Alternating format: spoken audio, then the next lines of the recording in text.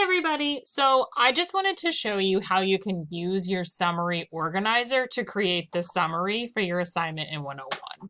So this is in O11 on Thursday, you have the summary organizer due. And the idea is that you're supposed to go through and include the topic of your article, and then using the topic, figure out the main idea, look for some of those supporting details, and then have a concluding thought. So here are the things that I've done already in this summary organizer that you guys are going to turn in on Thursday. So then on Sunday in 101, what you have due is this over here, this summary and paraphrase assignment. So this is it in all of its glory.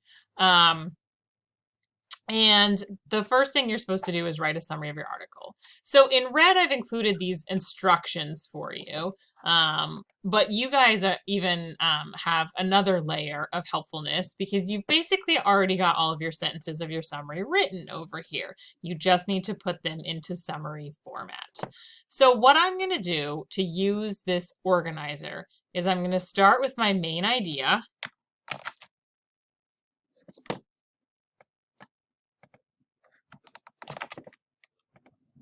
And that's going to be the first sentence. Then I'm going to copy and paste these other major details over.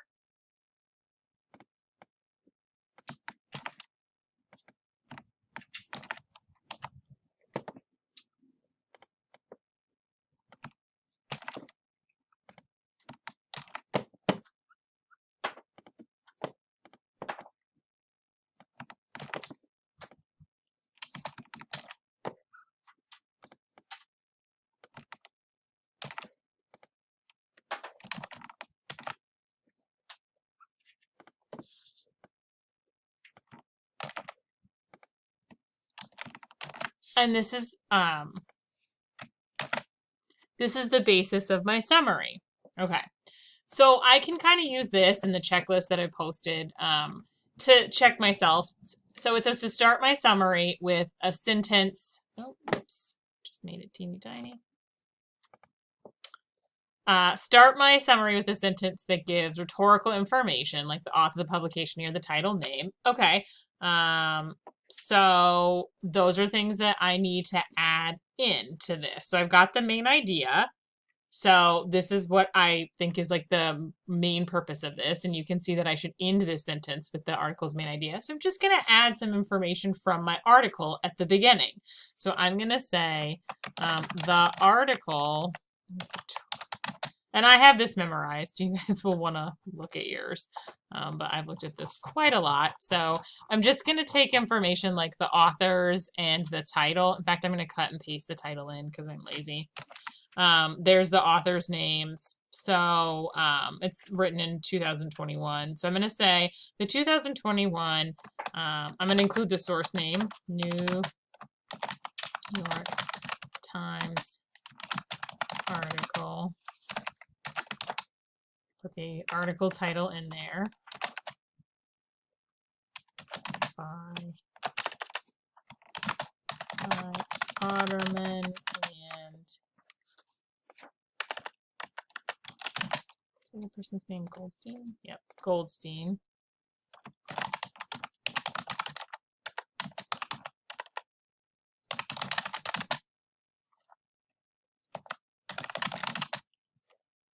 And so now I've created this sentence, this opening sentence. So I'm gonna then make sure it's all in the same. I prefer Times New Roman, so I'm gonna make sure it's all the same font, the same size.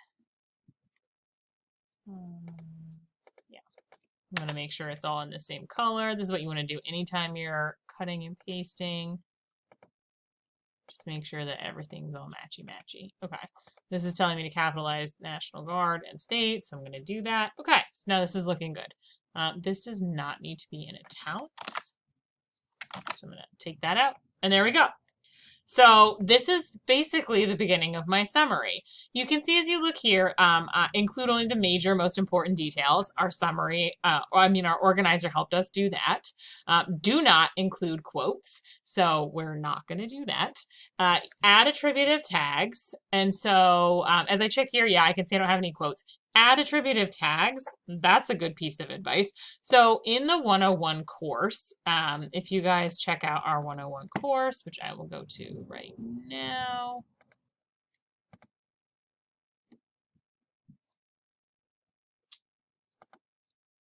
You'll see that one of the things I've included is this attributive tags chart. If you open this up, it will show you some attributive tags that you can really just mix and match and put them in front of every single sentence. So the author states, there's two authors, so I'm going to say the authors state. We'll throw into that. Okay. Next sentence. I'm going to choose author's last name and reports.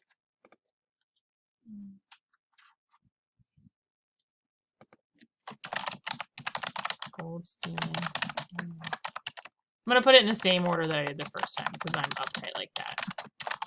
Otterman and Goldstein report. Obviously, I'm changing the verb to match the subject. Otterman and Goldstein report. Most people got the vaccine. Source name. That's the New York Times.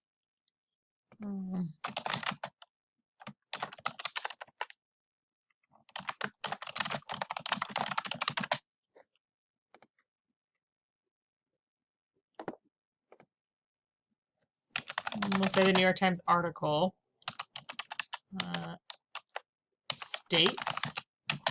And you can see what I'm doing here is I'm just mixing and matching these attributive tags from here. We already did author's last name. We did source name. We talked a little bit about the article already. And so here's what we're going to do. We're going to say, we're going to throw in an according to.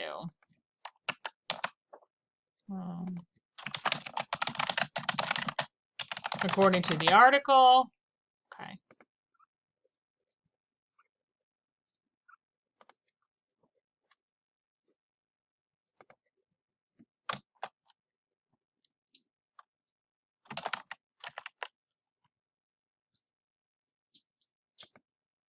And then let's say we're going to finish this with the news story, because it's also that. The news story concludes that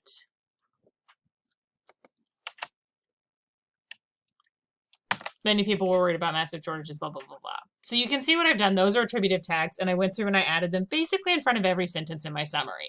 And that is my summary. It's done. I'm going to check it and make sure it's not longer than 10 sentences, but it doesn't look like it is. It's only a single paragraph long. That's it. That's how you can use the attributive tags. That's how you can use, well, first, your summary organizer.